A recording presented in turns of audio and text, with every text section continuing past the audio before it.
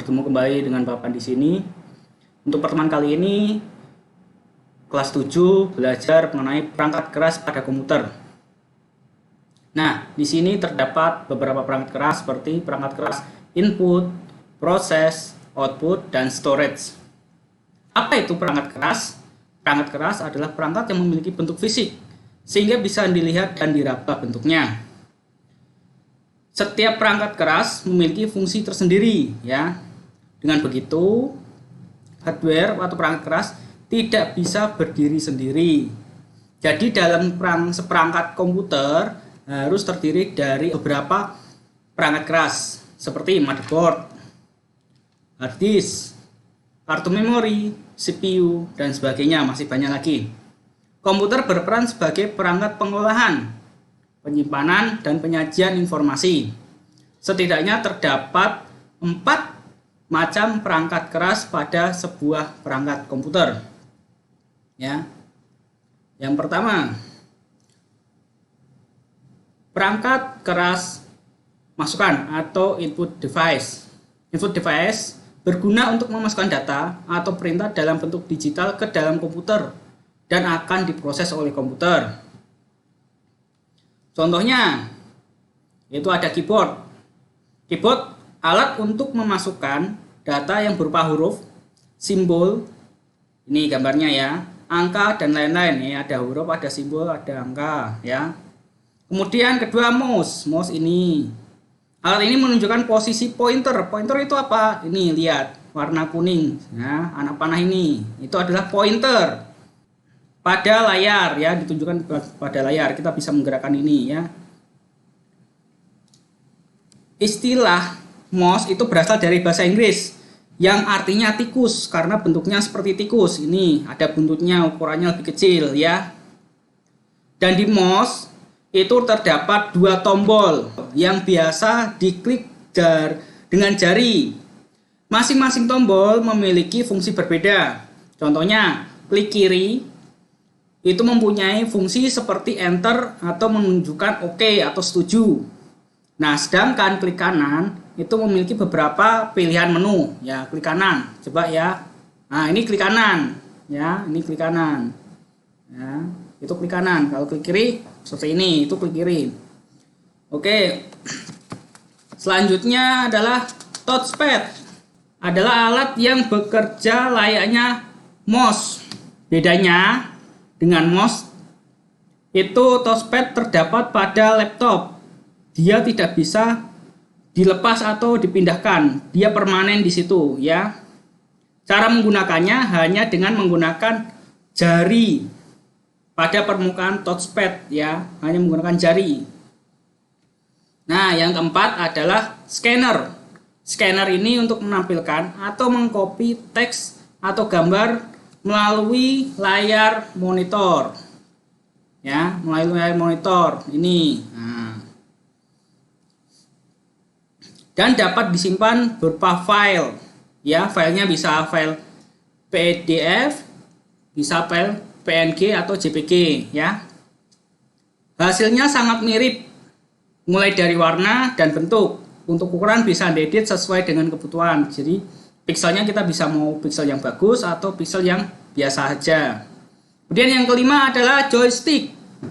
Alat berupa tuas dan bisa bergerak ke segala arah. Ini ya, joystick. Ada ini kayak di PS. Ada lagi yang kayak tongkat gitu. Joystick yang kayak tongkat, ya. Itu juga ada. Gunanya untuk mentransmisi arah pada permainan video game. Ini ditujuan untuk video game. Perangkat ini dilengkapi dengan tombol-tombol untuk melakukan beberapa fungsi dan tugas.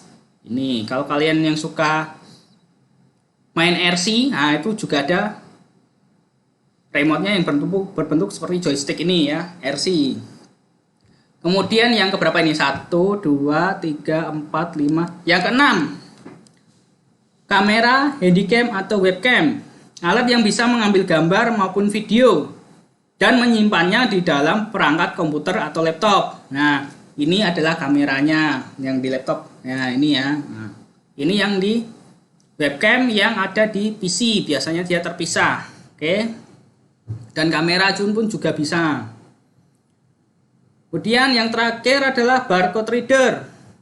Barcode reader alat khusus untuk membaca data.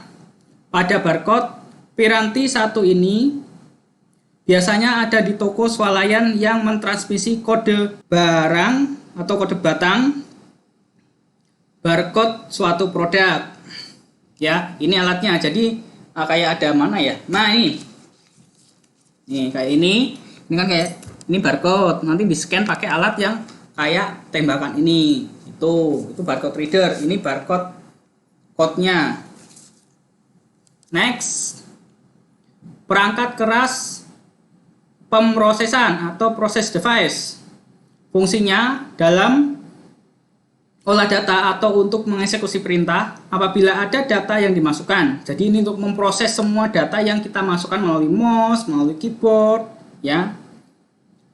Itu contohnya ada CPU atau Central Processing Unit atau kita biasanya sebut prosesor. Ini ya. Intel, prosesor AMD, Core i7, Core i5, Core i9, ya. Komponen sirkuit elektronik yang dapat melakukan eksekusi komputasi logika, aritmatika, sistem kontrol, dan sistem input-output. Spesifikasi berdasarkan instruksi yang diperintahkan pengguna. Hasil seluruh proses di dalam suatu sistem komputer dilakukan oleh prosesor. Jadi semuanya melalui prosesor ya. Ini Bapak ngedakin pointer ini juga diproses oleh prosesor. Yang kedua adalah mainboard atau motherboard. Perangkat keras yang berupa ini ya, perangkat keras yang berupa papan sirkuit yang menghubungkan setiap perangkat keras pada sistem komputer dan dilengkapi dengan chip BIOS. Nah, semua ini dari prosesor, dari ini semua masuk ke sini ya. Dari monitor ke sini, mouse semuanya ke sini, keyboard semua ke sini, semua masuk di sini. RAM ke sini semua ya. Yang ketiga adalah VGA atau Video Graphic Array ya. Adalah perangkat keras yang digunakan untuk melakukan proses visualisasi data dalam bentuk grafis. Jadi ini hanya untuk menampilkan hasil dari pemrosesan yang dalam bentuk grafik atau yang dikeluarkan ke monitor atau LCD atau proyektor gitu ya. Jadi kalau suara ini nggak bisa, ini hanya berupa grafik ya. Oke, next perangkat selanjutnya adalah output device atau perangkat keras keluaran. Output device atau perangkat keras keluaran adalah alat yang berfungsi untuk menampilkan atau menghasilkan keluaran dari data yang diproses ya. Perangkat keras output utama dari sebuah sistem komputer adalah monitor dan speaker. Jadi nggak ada kayak printer, kayak yang lain-lain nggak ada. Yang utama adalah monitor dan speaker. Contohnya, ini monitor. Monitor itu berbentuknya seperti TV. Alat yang digunakan untuk menampilkan hasil proses data grafik dari VGA. Nah, tadi dari VGA dikeluarkan ke monitor. Data yang ditampilkan menyediakan informasi berupa video. Nah, ini berupa video ini ya. Seperti video ataupun gambar. Kemudian kedua speaker. Ini speaker ya. Alat yang digunakan untuk mengeluarkan hasil pemrosesan kartu suara berupa suara. Jadi tadi itu harusnya ada tambahan yaitu LAN card. Bukan LAN card, sound card. Harus ada tambahan sound card kalau misalnya di perangkat motherboardnya atau mainboardnya rusak ya, atau tidak sebagus yang ditambahi dengan sound card. Jadi dia dapat mengeluarkan di sini. Itu. Yang ketiga adalah printer, alat yang digunakan untuk mencetak hasil kerja atau proses pada lembar kertas. Nih. Jadi ini perangkat tambahan ya, perangkat tambahan. Jadi yang tidak disebutkan tadi yang utama adalah monitor dan speaker. Kalau ini adalah tambahan, bukan yang utama. Ini untuk mencetak dokumen atau memprint gambar atau mau apa ya. Ini untuk mencetaknya. Yang keempat adalah proyektor. Alat yang digunakan untuk menampilkan gambar di layar proyeksi yang menggunakan elemen optik. Jadi kalau kalian lihat bioskop itu dia menggunakan proyektor, tapi lebih bagus daripada yang di sekolah ya. Di sekolah itu proyektor standar untuk pembelajaran saja. Oke, ini gambar proyektornya. Kemudian perangkat yang keempat adalah storage device atau perangkat keras penyimpanan. Alat yang berfungsi untuk menyimpan data pengguna yang telah atau sedang diproses. Jadi ini yang walaupun kita sedang proses ini, sedang melakukan ini, dia disimpan otomatis ya. Terdapat dua perangkat keras penyimpanan utama dari sebuah sistem komputer. Adalah penyimpanan volatil atau sementara, bisa dibilang di mana data dapat ditulis dan dihapus kembali secara berulang-ulang. Hanya saja sifat penyimpanannya hanya sementara. Data akan hilang ketika komputer mati. Semua data yang tersimpan akan hilang. Jadi ini tidak bisa permanen. Tetapi kalau selama komputer itu menyala, laptop itu menyala, itu masih tersimpan. Tapi kalau udah mati, udah shutdown, itu udah hilang. Oke? Dan sebaliknya dengan penyimpanan yang kedua yaitu non-volatile atau yang permanen. Data tidak akan hilang walaupun komputer mati. Ini terdapat di alat perangkat yang agak besar ya. Contohnya dari storage device adalah RAM atau Random Access Memory. Nah, RAM ini media penyimpanan yang bersifat volatil atau data hilang ketika komputer dimatikan. Dan data diakses secara acak atau random, makanya namanya random. Ya. RAM digunakan untuk menyimpan data saat diproses oleh prosesor. Jadi prosesor, mana tadi prosesor, terus ke sini larinya dijalankan, dibantu sama dia. Yang kedua ROM atau read only memory. Media penyimpanan yang bersifat non volatil atau data tidak hilang saat listrik dimatikan. Ini gambarnya ya, seperti prosesor, tapi ini bukan prosesor, ini lebih kecil lagi. Dan bersifat hanya dibaca, jadi dia hanya membaca program, tapi tidak bisa mengedit atau menjalankannya. Dia hanya membuka dan dia hanya membantu prosesor dan RAM untuk membukakan program saja, gitu ya. Yang ketiga, hard disk. Media penyimpanan non volatil atau data tidak hilang saat listrik mati atau komputer mati, yang digunakan untuk menyimpan data, sistem operasi dan data pengguna.